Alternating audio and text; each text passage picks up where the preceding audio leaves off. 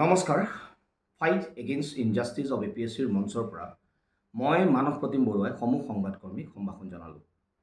কালি বাক্সা জিলাত আমাৰ প্ৰাণৰ আপোন জুবিন গাৰ্গৰ হত্যাৰ জড়িতসকলক লৈ যোৱাৰ সময়ত যি কাণ্ড ঘটিলে, এই হিংসাত্মক যিটো কাৰ্য সঁচাকৈয়ে গৰিহণাৰ যোগ্য, যাৰ ফলত সংবাদকৰ্মীৰ লগতে যথেষ্ট সংখ্যক পুলিচ কৰ্মীও আহত হ'বলগীয়া হৈছে, ৰাইজৰো বহুকেইজন আহত হ'বলগীয়া হৈছে।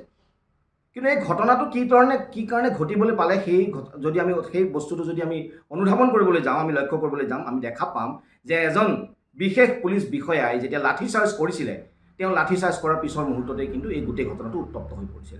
আৰু সেই বিষয়াজন কোনো নহয়, সেইজন হৈছে বাক্সাৰ এডিশ্যনেল SP গীতাৰ্থ দেৱ শৰ্মা। আৰু যিজন আমাৰ খুব সকলোৱে জানে, হিতেশ দেৱ শৰ্মা এজন প্ৰাক্তন ACS অফিচাৰ আছিলে, তেখেতৰ সন্তান। এতিয়া আজি আমি এই কথাটো কি কাৰণে উল্লেখ কৰিবলৈ আহিছোঁ, আপোনালোকে সকলোৱে জানে যে অসম লোকসেৱা আয়োগৰ দুৰ্নীতিৰ বিৰুদ্ধে আমি এক দীৰ্ঘদিন ধৰি যুঁজি আছোঁ। এই যিজন আজি গীতাৰ্থ দেৱ শৰ্মাৰ কথা আহিছে, এই গীতাৰ্থ দেৱ শৰ্মাৰ বিৰুদ্ধে বা সেইসকল এই বক্ৰপথেৰে পালৰ সময়ত বাছনিভুক্ত হোৱা বিষয়াসকলৰ বিৰুদ্ধে আমি 2017 চনতে গোচৰ তৰিছিলোঁ। আৰু তাত আমি স্পষ্টকৈ উল্লেখ কৰিছিলোঁ এই গীতাৰ্থ দেৱ শৰ্মাৰ কথা, যে এইসকল আচলতে বক্ৰপথেৰে বাছনিভুক্ত হোৱা প্ৰাৰ্থী হয়। সেই সময়ত ডিব্ৰুগড় পুলিচে গ্ৰেপ্তাৰো কৰা নাছিলে। এতিয়া আমাৰ সেই যিখন 4989/17 লেখ আবেদন আছিল, সেই লেখ আবেদনৰ নাম থকা বহু ব্যক্তি, বিকাশ কুমাৰ পিনচা, পল্লৱী শৰ্মা, এইবিলাক কিন্তু পিছৰ সময়ত কিন্তু গ্ৰেপ্তাৰ পৰ্যন্ত হৈ গৈছে।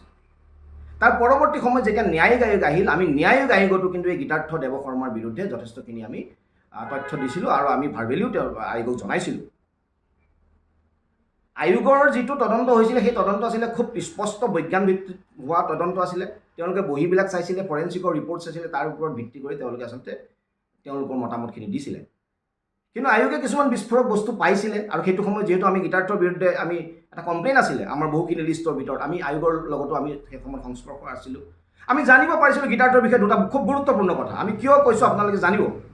এক নম্বৰ কথা, এই গীতাৰ্থ দেৱ শৰ্মা বোলাজনৰ যিকেইখন বহী আছিলে, তাৰ ভিতৰত এখন বহী এনেকুৱা আছিলে, যিখন বহীত যিটো জেগাত তেখেতে পিন মাৰিছিলে, সেই পিন মৰা অংশলৈকে তেখেতে লিখিছিলে।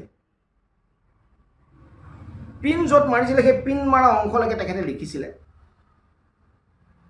যেতিয়া আপুনি মূল বহীখনৰ পিন মাৰা অংশলৈকে লিখিম, তেতিয়া আমি ইয়াৰ দ্বাৰা কি গম পাম? অসম লোকসেৱা আয়োগৰ যিসকল প্ৰাৰ্থী ধৰা পৰিছিলে, সেই প্ৰাৰ্থীসকল এই কাৰণে ধৰা পৰিছিলে কাৰণ তেওঁলোকে কি হৈছিলে, আমাৰ গভৰ্ণমেণ্ট প্ৰেছৰ ছপা হোৱা উত্তৰ বহীত নিলিখি ৰাকেশ পালৰ ভায়েকৰ ঘৰত প্ৰিণ্ট হোৱা বহীত লিখিছিলে। কিন্তু একাংশ খুব প্ৰভাৱশালী আছিলে। আজি আপোনাৰ প্ৰিন্সিপাল কণ্ট্ৰলাৰ নন্দবাবু সিনহাৰ ছোৱালী মিনাৰ্ভা দেৱী আৰাবাম আজি ধৰা পৰিছে, নাই পৰা। এছিষ্টেণ্ট প্ৰিন্সিপাল কণ্ট্ৰলাৰ পবিত্ৰ কৈৱৰ্তৰ জোঁৱায়েক অজিত কলিতা ধৰা পৰিছে, নাই পৰা। কিয়নো তেওঁলোকৰ ক্ষেত্ৰত এই যিবিলাক কেলেংকাৰী খুব পৰিপাটিকৈ কৰা হৈছিলে, খুব মেটিকুলাছলি কৰা হৈছিলে। আৰু এই গীতাৰ্থ দেৱ শৰ্মাও যিহেতু পিতৃ সেইটো সময়ত হোম এণ্ড পলিটিকেলৰ আছিলে, যিজনে 2013 বৰ্ষত বাছনিভুক্ত হৈছিলে এছিষ্টেণ্ট এমপ্লয়মেণ্ট অফিচাৰ। হয়তো চাকৰিটো সুখৰ নহ'ল, তেওঁ ভাল নাপালে, যাৰ কাৰণে 14 বৰ্ষত ৰাকেশ পাল এণ্ড কোম্পানীয়ে তেখেতক DSP দি দিলে। চাওক কিমান ক্ষমতাশালী। সেইটো সময়ত মানুহে য'ত মেধাৰ য'ত পৰীক্ষা দি চাকৰি নাপায়, এই গীতাৰ্থ দেৱ শৰ্মাই দুবাৰকৈ বাছনিভুক্ত হয়। এনে মেধা এই গীতাৰ্থ দেৱ শৰ্মা। আৰু এই অলগদ্ধ গীতাৰ্থ দেৱ শৰ্মাৰ উত্তৰ বহীত এতিয়া কিছুমান কথা এনেকুৱা আছিলে, আমি সেই সময়ত জনামতে গুগলৰ সৈতে হুবহু তেখেতে উত্তৰ লিখি দিছিলে। তেখেতৰ এনেকুৱা দুই এটা উত্তৰ আছিলে যিটো গুগলৰ সৈতে হুবহু একে আছিলে। আৰু তেখেতে কি কৰিছিলে আচলতে প্ৰকৃততে আমি যিমানখিনি অনুধাৱন কৰিছিলোঁ সেইটো সময়ত, তেখেতে কি কৰিছিলে, তেখেতে চৰকাৰী উত্তৰ বহী ৰাকেশ পালৰ লগত মিলি পেলাই লিখিছিলে।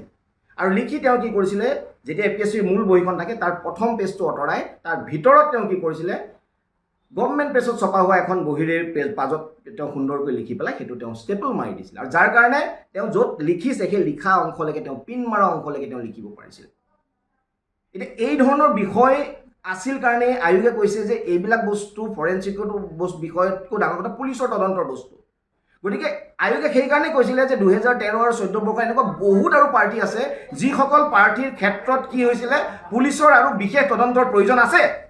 কিন্তু আজি এইসকল বিষয়াক সুৰক্ষা দিয়াৰ স্বাৰ্থত মুখ্যমন্ত্ৰী ডক্টৰ হিমন্ত বিশ্ব শৰ্মাই তেখেতৰ ৰাজনৈতিক মাতৃগৃহৰ পৰা আহোঁতে যৌতুকত লৈ অহা APSC কেলেংকাৰী একাংশ ঠগ প্ৰবঞ্চক এই গীতাৰ্থ দেৱ শৰ্মাৰ দৰে পাৰ্টিক সুৰক্ষা দিয়াৰ স্বাৰ্থত তেওঁ কি কৰিলে, এই মানুহসকলে আজিলৈকে চাকৰিৰ পৰা তেখেতে নিযুক্তিসমূহ বাতিল কৰা নাই। আৰু যাৰ বাবে আজি এই ঠগ প্ৰবঞ্চক বিষয়াসকলে আজি কি কৰিছে, আজি এই ঘটনাটো ঘটে বাস্কাৰ ৰাইজৰ ওপৰত তেওঁলোকে এইদৰে অত্যাচাৰ চলিলে। আৰু পুতেকে যিটো সময়ত ৰাইজৰ ওপৰত অত্যাচাৰ কৰি আছিলে, তাৰ সমসাময়িক সময়ত বাপেকে তেখেতৰ জুবিন গাৰ্গৰ প্ৰতি যি ঘৃণা, আমাৰ প্ৰাণৰ আপোন জুবিন গাৰ্গৰ প্ৰতি যি ঘৃণা, সেই ঘৃণা তেওঁ সামাজিক মাধ্যমত প্ৰকাশ কৰিছে। গতিকে অসম চৰকাৰৰ যদি সাহস আছে, SIT-য়ে বা অসম চৰকাৰ পুলিচে অতি শীঘ্ৰে এই বাপেক পুতেক এই দুইজনকে গ্ৰেপ্তাৰ কৰক। আৰু আমি SIT-ৰ মুৰব্বী মুন্না প্ৰসাদ গুপ্তা ডাঙৰীয়াক কৈছোঁ, মুন্না প্ৰসাদ গুপ্তা ডাঙৰীয়া, আপোনাৰ ওপৰত আমাৰ বিশ্বাস আছে। অসম পুলিচৰ আপুনি এজন খুব সৎ বিষয়া বুলি আপোনাৰ নাম আছে। অসম লোকসেৱা আয়োগৰ 2টা ৰিপৰ্ট অসম চৰকাৰে আপোনালোকক দি দিলে। কিহৰ কাৰণে SIT-য়ে এইসকল বিষয়াৰ ওপৰত আজি তদন্ত কৰা নাই? এইসকল বিষয়াক কিহৰ কাৰণে আজি এইদৰে চাকৰি কৰিব দিয়া গৈছে? গতিকে অতি শীঘ্ৰে অসম লোকসেৱা আয়োগৰ কেলেংকাৰী এই পাতবিলাক আপোনালোকে খোলক। এইখিনিয়ে যিকোনো খবৰৰ বাবে যোগাযোগ কৰক 7099017330 লগতে 7099017110 নম্বৰত।